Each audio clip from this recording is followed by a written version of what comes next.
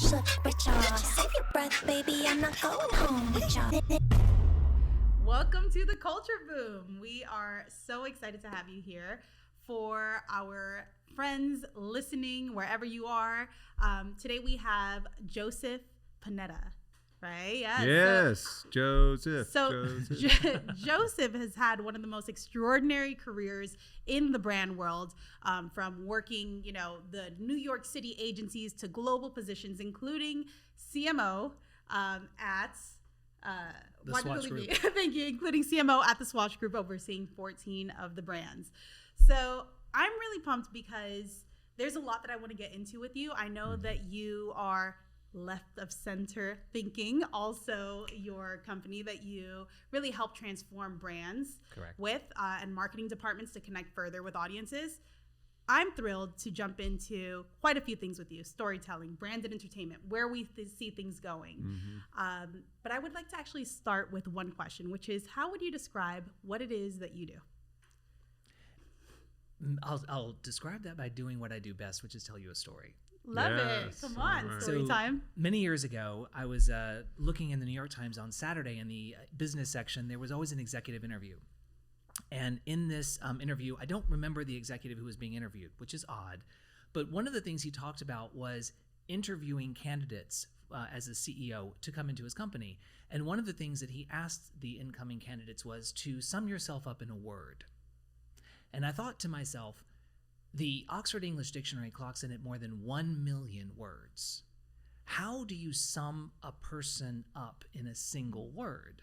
And that really began to intrigue me. So I started to reach out to friends and I asked them, like, how would you describe me in a word? Here's how I would describe you, right? Sort of like this back and forth. And what came through from the people I reached out to was different words, but the same meaning behind it. And what landed, what felt comfortable, where I fit, which is the answer to your question, is the word unconventional. So the reason why that resonates with me is almost my entire life has been informed by the way my brain is wired. And I'll come up with the answer in an unconventional way. And this is evidenced throughout my life and throughout my career. And probably the most palpable point was, I remember very clearly I was 12 years old. It was graduation from the 6th grade. And a choir teacher says, right, you're going to sing for your parents tomorrow. They're coming to graduation. I want everybody to show up wearing blue and white. Without fail, every single kid in my class showed up wearing a white shirt and blue pants. I showed up wearing a blue shirt and white pants. It was unconventional. It wasn't it, and I didn't do it, by the way, on purpose, because I remember thinking instantly when she said blue and white, I was like, I've got that blue shirt with the little sailor motif on the collar, and I've got some white linen pants. I go, yeah, outfit down, right? So I come in smiling like an idiot and not even realizing that I'm dressed opposite to everyone else on stage. But looking at the photos later, I'm like, hang on a minute. And I could have gone like completely opposite direction. I could have gone like black and pink. I could have like really disobeyed. But I wasn't disobeying. I just saw the answer differently than everybody else. That idea of unconventional. And that's kind of the hallmark of how I have done what I've done and do what I do for my clients. What I love about that story is that it's coming from a space of authenticity. So with what you're describing, you didn't try to force it. You weren't like, I'm going to be different. Exactly. You just were who you were. And the thing is, I tried for many years to not do that, because I was told in the agency business in New York, there's a level of conformity that they really want you to show that you are aligned to them, to your client, to whomever. And so there were always these ideas that would come out that were against the norm, right? And everyone sort of want to beat you back into the box, until I kind of realized that that is authentically how I'm wired. And if I own that, then that's a superpower. If I try to disown that, it's my kryptonite. How does that translate into the work that you've done, whether it's at Swatch Group or left of center, with your clients? How does that translate into helping the people you work with, like, forecast where things are going and how to be authentic with, that relationship? That is a very powerful question. And I think it leads to probably different kinds of answers, but the one that floats to the top of my mind instantly is I rarely forecast or help my clients forecast where things are going. They have an idea about what they want to say or what they want to transmit or what their brand is about. My goal is to help them generate the relevance for that message to their customer or their end user. Relevance is driven by a number of different things. And depending on sort of the business that you're in, you cannot excise relevance from culture. You know, there's absolutely no way, because the other thing is you become noticeable when you stand out. If you look like everybody else, you can easily be bypassed. Yeah. But if you look slightly different, not different for different sake, but different because you are authentically different, then you stand out. And that's what gets, hang on, what's going on over there? What's that about? Why is this one different? Humans are hardwired to examine that, to kind of, hang on, why is that one like this? And there's something gravitational about it. And as long as you can make it relevant after you've gotten their attention, you make the message relevant for them, that's the magic. Yeah. So forecasting is more the client's domain. My domain is to make that forecast a reality. Yeah, that makes so much sense. That's awesome. So I'm really, you know, you've had such an incredible career, and one of the things that I get really excited about with having you on the podcast and just talking with you is, I mean, and correct me if I'm wrong, but your career spans over 3 decades, right, in terms of in this world. So you've seen, and when we even think of marketing and branding and the brand world and how they connect with people, that changes so rapidly. So you've seen 3 decades worth of that and counting. And so, you know, with what we're doing in branded entertainment, which is really what we consider a big change of, you know, changing tide in how brands connect with consumers through storytelling, but more so in a way that is very, you know, goes beyond just, you know, product placement and things like that. I'd love to just hear from that 3 decades of anything that you've seen in terms of that evolution in branded entertainment or in product placement, or, you know, brands being involved in entertainment, and what that evolution is that you've seen, and kind of what that looks like now from your perspective. I think that, you know, looking back on what it used to look like, the metrics were the bar was very low, the metrics were very low, right? So if you could get your toothpaste on the shelf in a Seinfeld episode, that was considered success. If you know, if that's where Close Up was or Crest was or whatever, it's like, hey, we're in there. What I have seen emerge or sort of evolve is it went from being present to being engaging, to being utilized, to creating a brand message. There was a great episode of The King of Queens where Kevin James is, you know, he plays a UPS driver, right? Yeah. And there was a wonderful engagement with Swanson's. And he and his wife have a very authentic, very real husband-wife dialogue in the kitchen where he's going for dinner and she's like, you know, why are you getting, like, why don't we order from such and such? And he's reading the back of the Swanson's thing. He's like, are they going to give me 13 grams of protein, all these English peas? And he's like literally That's going, so like, good. it was practically an ad, but it was done in such a way that it was, it makes you love it. it makes you connect with it because it felt real. Yeah. Now, today, the thing that would be different about that today, because that probably goes back 15, 18 years. The thing that would be different about that today is there would be a social and a digital component to that. There would be a meme. There would be things that were generated off the back of it to extend the life of that one moment.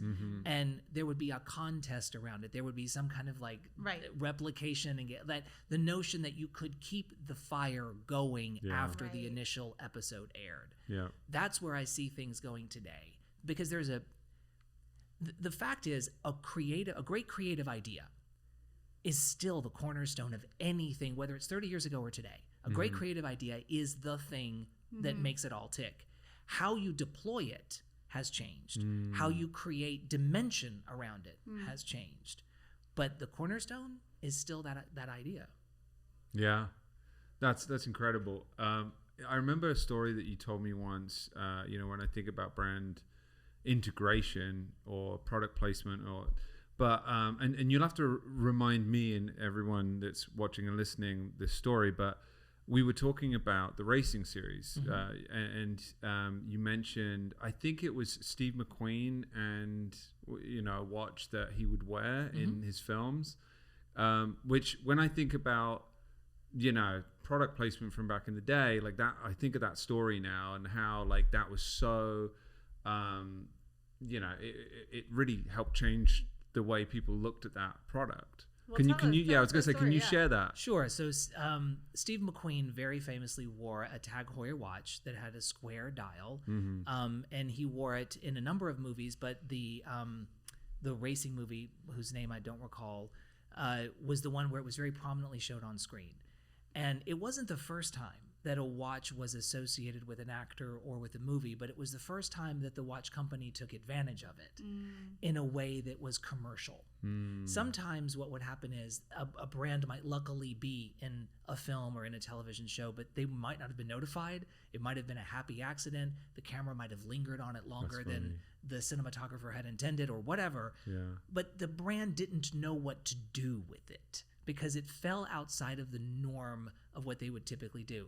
Fast forward about 35 years, Tag Heuer decides to come out with a new line of watches, and they obtain the license to call it the Steve McQueen watch. And now this watch is an entire line in Tag Heuer, and they have different dials, and it dates back to that movie, and you see the imagery from him in the race suit, you barely see the watch, but the mere fact that they're able to associate that celebrity moment and that iconic piece is the very definition of icon. Yeah.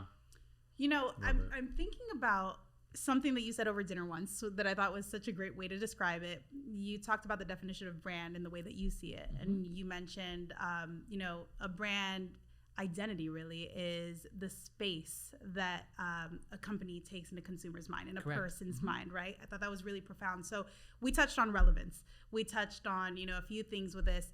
And when we think of branded entertainment and where things are going, slapping your logo is not enough. Showing a product briefly is definitely not enough. Where do you see is the biggest outcome and benefits for a brand that actually injects themselves into a story? I think that the real win for a brand is that they are authentically a part of it in a way that makes it seem like no other brand could do it, right? So they're owning a piece of whatever that is. Yeah. They're amplifying a core tenet of their brand identity. And as a result, they're solidifying in the customer's mind, oh, they're the brand that. Right. Right? So that fill in the blank, whatever that brand does and that thing that they want to be associated with, amplify and really hone in on that and drive it home for your customer so that they automatically think that's what that means, right? And therefore, that's what it means for me Yeah. or about me, right? So the relevance has little to do with what the brand actually stands for and everything to do with the way the consumer perceives their interaction with the brand. It's funny because it makes me think about just like the world that CMOs and VPs of marketing, like people in marketing, especially like bigger brands that have a lot of money to spend, just how they, like where they are right now. So they're thinking about 2024 budgets. They're thinking about, their pie chart of what they need to allocate and how they need to allocate it. Their budgets are probably getting pressured, if not cut. Yeah. Yeah. Well, and so exactly. So and we already know for a CMO, I mean, I think it's an 18-month like turnover. Yep. With those jobs, so the pressure. When we talk about what is the pain point of a CMO, I think it's that, right? The pressure of you have to perform. So when as someone that is an advisor and and works with those kinds of people, what do they need to be thinking about differently going into 2024 versus 2020, 21, 22, 23? I actually think that the advice I would give them or the counsel I would give them, absent whatever it was they're asking for me to advise on, would probably be the same whether they were $1 billion company or a $10 million company, right? Yeah. Because success is as much defined by the market as it is defined by the company. And I think the first thing is, you mentioned the pressure that a CMO is under, the performance pressure. That's only one of many. As someone who hires out as a fractional CMO, and oftentimes to a CMO, I am the Robin to their Batman, right? For a number of different reasons. McKinsey came out with a report last year that showed that CEOs said that the one critically missing element among their CMOs was creativity. Right. Because once you get into the role, the job becomes more about three-card Monte with a marketing budget and pleasing all of the different people inside the organization that are pulling and tugging on your purse strings, your attention, your time, the political landscape inside the organization, whether there's a crisis at hand, like all of those things rob a CMO of the time and the bandwidth to come up with the creative solutions to the problems that they have. And so the first thing I would suggest is that if they cannot have that CMO have the time and the capacity to develop the creativity to hone it, that they give them the capacity to hire out for it. Not that someone is trying to steal the shine. In other words, most of the people that a CMO would appoint want to help that CMO shine in that role. And the CMO shining means that the brand is succeeding, means that the company is succeeding. Right? So it's sort of a ladder back up. The worst thing about being a CMO in an organization is everybody thinks they can do your job better than you, because hey, it's just like glitter and unicorns, right? Like how hard can it be? And with little or no appreciation about what it's actually like. And B2B environments are vastly different than B2C environments. Yeah, of course. Right? And there's always this tug of war between marketing and sales. In a B2B environment, I would argue that marketing is a service of sales. Like we're there to empower the sales team with the collateral, with whatever they need to go and make the money. In a B2C environment, you're there to establish a brand so that it occupies the appropriate space in your customer's mind, thereby making sales easier. Right. So it's two different ways of supporting sales, but ultimately that is the end goal. Yeah. And so marketing is there to establish the brand, define the company and all those things, but at the end of the day, it's there to be the fuel that propels sales. So if the question is what should they be thinking about differently, it would be the thing that they have to think about all the time, which is how do I achieve more with less, right? How can I use all of the marketing tools in the toolbox? Because I have been passed over for consideration for those $100 million budgets because you've never managed a budget this big, which made me laugh because I've worked with clients who had budgets that big and I've seen money go wanting all the time. I've worked with clients whose budget is a mere fraction of a fraction of that, and they're fastidious about every penny, and you know where everything goes. Yeah. And that's because of the way I came up in the industry. That's how I'm hardwired. Like you're not going to catch me sleeping on any line item in my budget. I know how much was there, how much was spent, how much is left over. Right. Because that's how you have to be when you don't have a lot of money. So when you do have a lot of money, don't waste it. And also define your own metrics. Like there are so many people out there, so many different gurus and industry standards that will tell you what your metrics should be. I would posit, listen and let that maybe inform, but come up with your own metrics. Define for yourself what success is meant to look like, and then use that as your barometer. Be honest with yourself, like you have to be. Did we make it or did we not? I've worked in organizations that want to whitewash everything. I've worked in organizations that interpret the data to their benefit. And all of that's fine, but at the end of the day, it doesn't get to the core truth. Did we succeed or not? Right. All right. We've touched on quite a few things. Let's talk about culture. I want to hear your perspective on culture. That's a big question. Culture is driven by a number of different things. There is, what is culture? What is pop culture, right? In my world, what I see on a daily basis is that culture is so driven by the landscape of the media, where we see ourselves and our lives reflected, right? And where we see ourselves and our lives respected and dejected, both. Like the sort of like plus and the minus, you're seeing everything. Mark Pritchard, who's the chief brand officer of Procter & Gamble, talks about how Procter & Gamble, the largest advertiser in the world, $3 billion in advertising on an annual basis, how brands can be a force for good as well as a force for growth. So how a brand can actually grow itself while doing good. Procter & Gamble's probable chief competitor is Unilever, right? Unilever makes Dove. Dove's premier mission was all around every woman is beautiful, Right. to the point that they've actually created a bank of imagery, like a Shutterstock or a Getty Images, of women at every age, no makeup, and every hair color, every generation, every genetic background, right? All of it. They've created an image bank where where advertisers, where other brands can go and pull imagery of real women, because that Right. was their philosophy. Interestingly, that campaign was launched in America, and the person heading the brand at the time was a Frenchman. Oh, interesting. And the French are, have a long history of what is beautiful and defining what is beautiful, from Brigitte Bardot and Catherine Deneuve to, as far back as Sarah Bernhardt. But the interesting thing is, he said, I let go of the reins and let the research spoke to us. And what happened? They created these beautiful billboards that showed women as they really are. And that campaign took on a life of its own. To the point now where they're producing a film that they're not even putting their name on. Yeah. So what is that doing? It is a cultural driver. Mm-hmm. And going back to relevance, Dove sells its products to women. Right. What better way to ingratiate yourself to women than to lift them up, to shout them out, to just really showcase who they really are, as opposed to giving them ideals. Plato said, we cannot achieve the ideal because we live in the real. Mm-hmm. It doesn't mean we shouldn't strive for ideals, but what it means is we've got to deal with the hand that we've been dealt. But we can, as brands, as people who own budgets, as people who create these little mini vignettes called commercials and called social media snack-sized tidbits, we can create a world of good. We can show how we really are. So there's an association called the Association of National Advertisers, and I worked with a division that was all about multicultural marketing. And this division was talking about how brands had a responsibility to reflect the population that they sold to.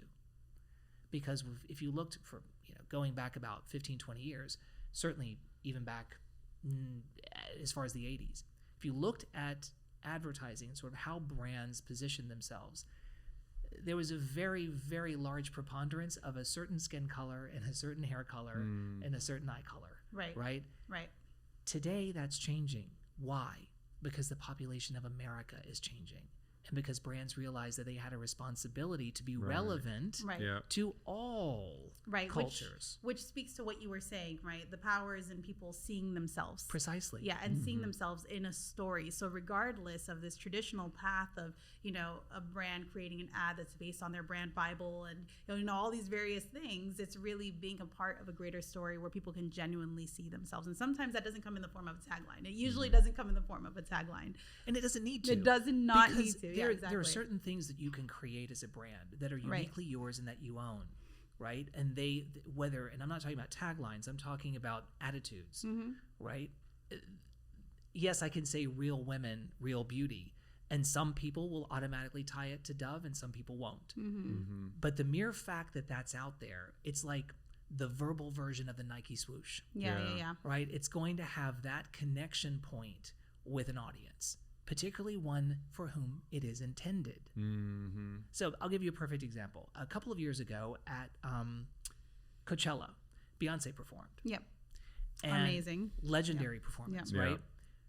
What happened at that performance that made it so legendary, beyond it being, Beyonce? What she did on that stage, the colors that she used, the dance moves she performed, the language that she used on the interstitials, took everybody to, some say black church, some say black college, some say black high school, but it was the black experience. For the people who were not African American in that audience or watching it, they saw a brilliant show. They saw a showwoman who's unparalleled on many levels.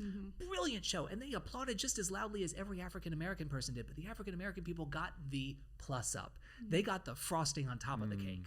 Right? Because they're like, okay, she is speaking our language. She is talking to us about us. Creating deeper She's connection, reflecting totally. our history. Yeah. Right. It didn't offend any other person in that audience by any stretch of the imagination, but it dimensionalized the performance for a very specific group. It's genius. Absolutely. Amazing. I was just going to say, it's funny because everything that we think about advertising in terms of the way we do it through entertainment now is kind of a testament to that, which is you take something that's at the center that ignites the flame. In that case, Beyonce. In our case, we're creating, or following a story or creating some sort of, IP TV show, whatever it is. But then you take that, and you turn it, and you build a world around it. And I think the idea, and again, when I think about brands, it's about being a part of this entire world, even though there's something at the center. That the idea in that world is that everybody's invited, but it really is supposed to speak to people that really resonate with what's at the center.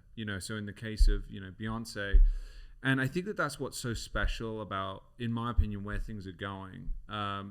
When we look at ads and how transactional marketing has been, where I feel like it's going, I'd love to hear your thoughts on this, is so much more about connection and community, and like how people are invited into these worlds to have conversations and to feel connected, like actually whether that's to the brand or to each other.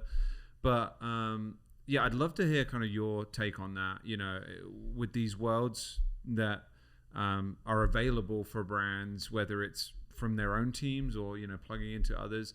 I mean, what do you feel like that landscape is like from your perspective, from that marketing kind of viewpoint?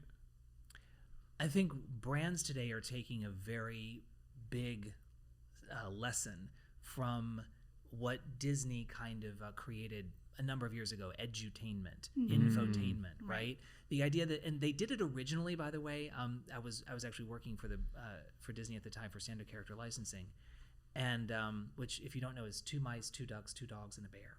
Right. So it's Mickey and Minnie, Goofy and Pluto, Winnie the Pooh. I never thought about it. That's the way we affectionately refer to it. And by the way, That's that funny. division, standard character licensing, all they do is license. At the time, it was 288 licensees, right? They license the imagery of that IP to those brands, and it generates $1 billion in profit to the bottom line of the Disney Corporation on an annual basis. So when you talk about IP, that's a way of maximizing IP. Creating IP is another thing. That's what Disney's doing with The Mandalorian.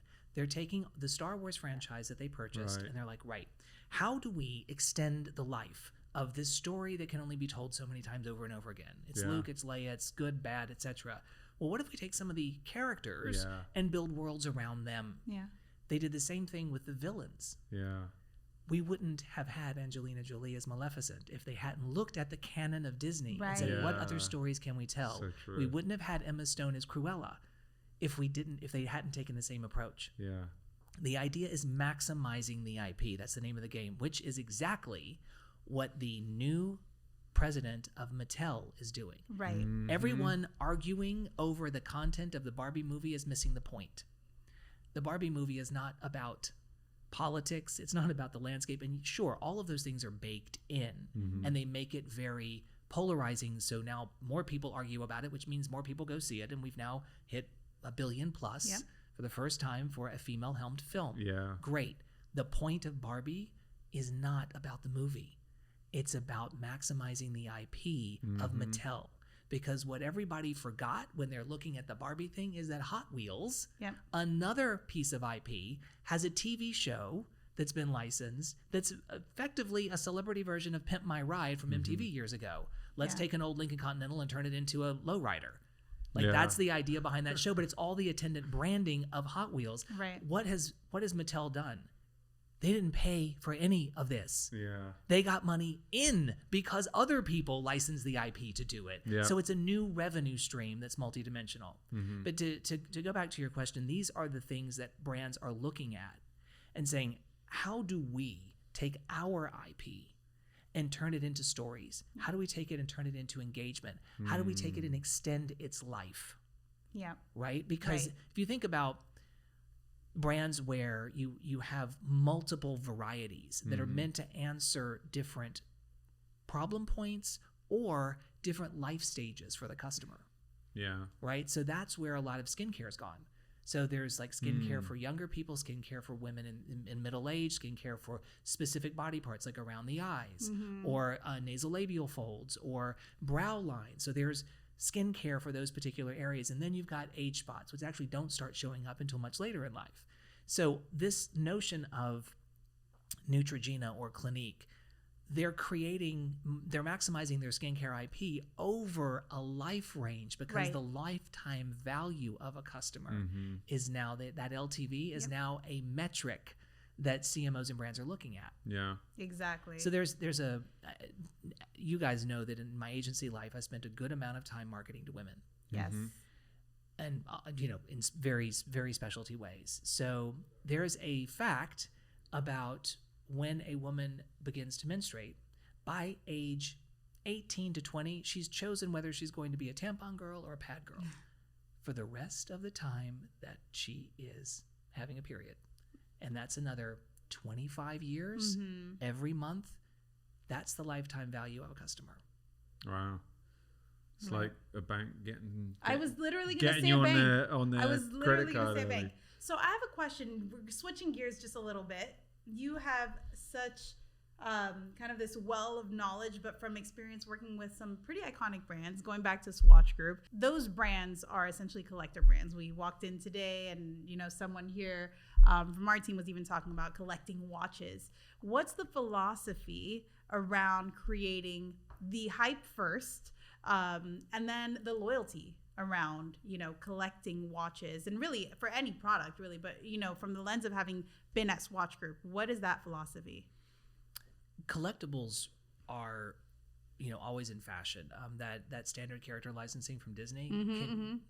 Do you know how devout Pooh fans are? Fans of Winnie the Pooh worldwide who collect Disney Pooh, which is the sort of the one after Disney acquired it, the one that we've seen the movies of, right? The original E.H. Shepard drawings. Collectability is a huge driver. It makes people who don't collect it incentivizes their interest. So in the case of Swatch, Swatch is a very prolific design company, right? So they design 200 new watch designs every year. There isn't another watch brand out there that does that many in a single year. Wow. And many of them will only last for a season or for a year. Very few of them will ever become what they call a perennial. So there are some that you've seen around for a long time, and they'll always be there because they're iconic Swatch brands or models. So what Swatch would routinely do is come up with some kind of design, oftentimes aligned with a designer. So if you think back, Keith Haring has an exhibit at the Broad. I'd be surprised if they don't have one or two of the watches that he designed for Swatch. And today they did one not that many years ago with Billy Rose. They find up and coming artists, designers, and they'll do a limited production run. Right. And what that does is it speaks to that designer's audience, and it speaks to the Swatch audience. So you're bringing those two worlds together because the Swatch audience wants the new Swatch. The designer or artist's audience wants the thing from the artist. And bringing those two things together, you've now created something that's bigger than the sum of its parts. And that something is the cultural push of why Swatch. If people are lined up outside the store, then there must be something relevant about that. There must be something I'm missing as someone who doesn't collect them, but now I'm interested. Yeah, that's fascinating. Yeah, so aligning with entities, celebrities, talent, people who already have audiences that are diehard, that love them, that they represent something, and it also aligns with the brand itself too. It's authentic. It's an authentic match there. And the fun part about Swatch is that Swatch's ethos is positive provocation. Like that's when Swatch came out, that was their brand ethos. So anything that you can do that pushes that and really promotes that positive provocation, it provokes you to think or act on something in a positive way to create a positive outcome. That's not a bad thing. Yeah, and with that, I'll just say my last question is, where do you see the biggest opportunities for brands and brand leaders right now, and as we move into 2024? Embracing authenticity in a multi-dimensional way. That's great. I think you can no longer rely on one methodology, one deployment mechanism. You can't, because your customer isn't. And you need to be, it's one sight, one sound, one sell. Everywhere your customer comes in contact with your brand, they need to carry away the same message and understanding of what your brand is about.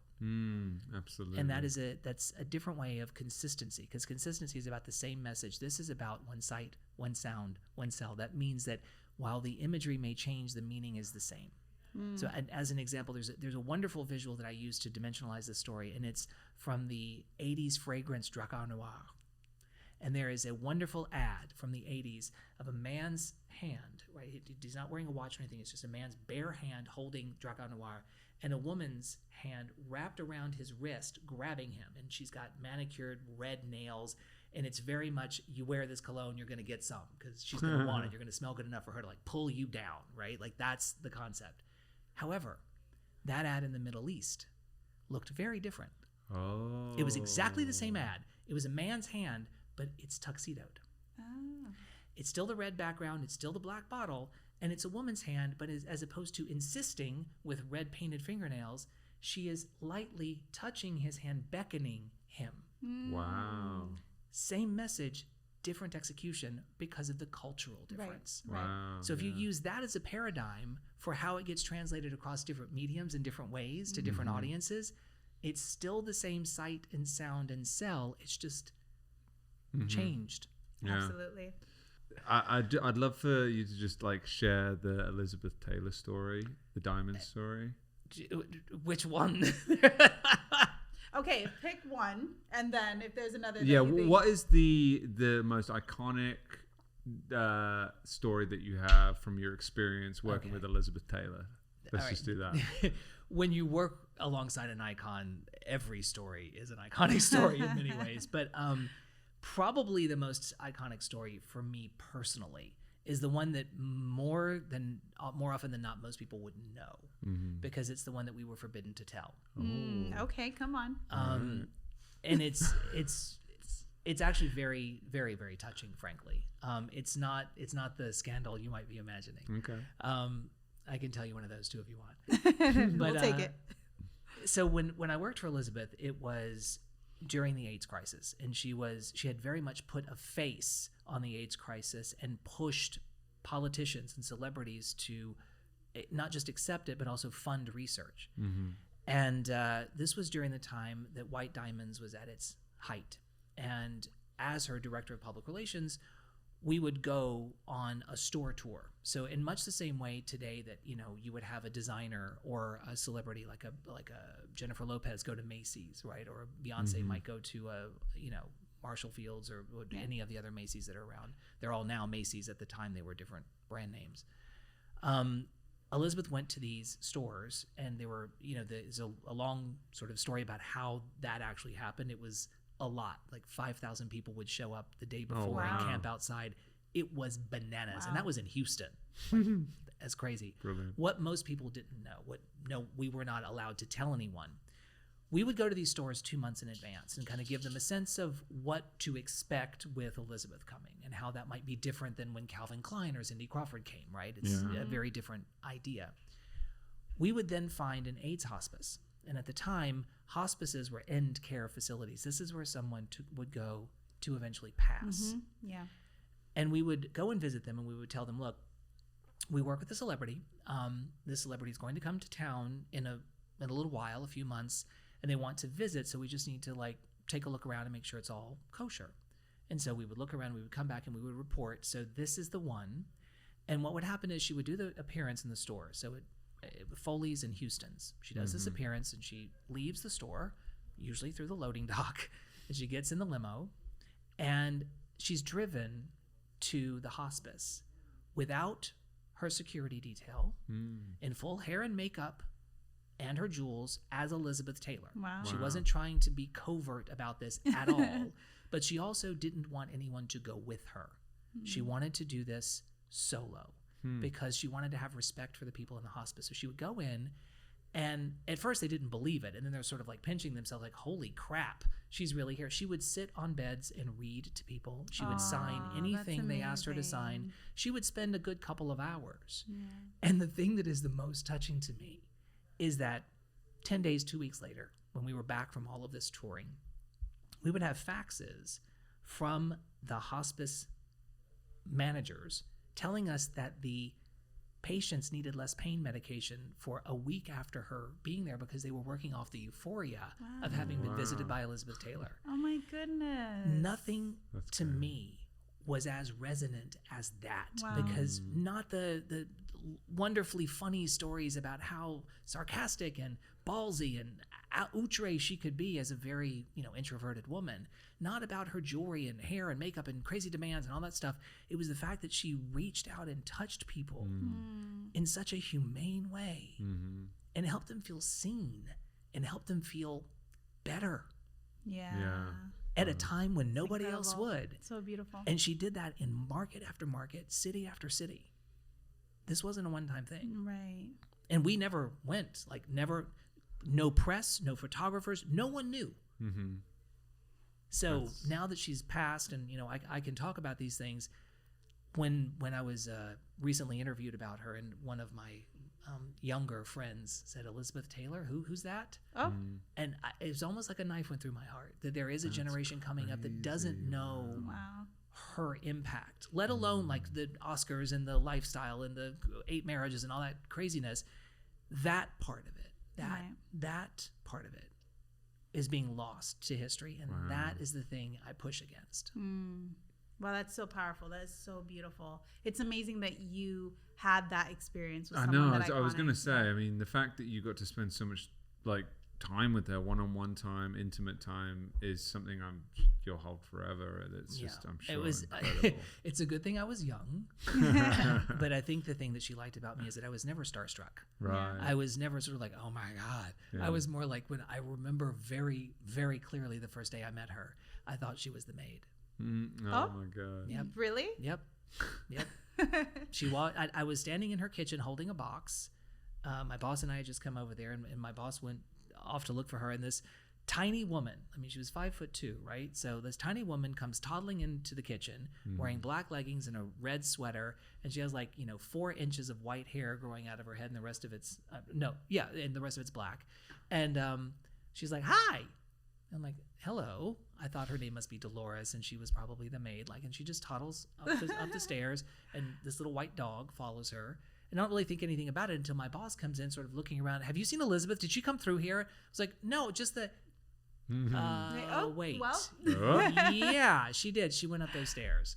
So yeah, that That's was the awesome. first time I met her. I thought she was the maid. Amazing. How cute. Well, this has been amazing. I just want to wrap us up on hearing something that we didn't go into before we started because we wanted to actually dive a little deeper into it. But that's your book that you're writing. Yes, I have been admonished to take my content in my 30 plus years, by the way, thank you for aging me, of experience. This is all, it's sort of a summation of the content that I've been creating for the last couple of years. The storytelling of these different brand experiences, the Right. ideas that worked brilliantly, those unconventional approaches, and the ones that failed and flopped and why. Mm-hmm. And the book is called Start With Why Not. Ah. And the compendium at the end of it is about how each one of these ideas could be adapted for a social digital world today, because when these things happened in the 90s and early aughts, we didn't have that, right? Today we do. So how do you create something that's relevant for today's reader versus somebody who's my age? Yeah. Right. Amazing. When does that come out? Yeah. When does it come out?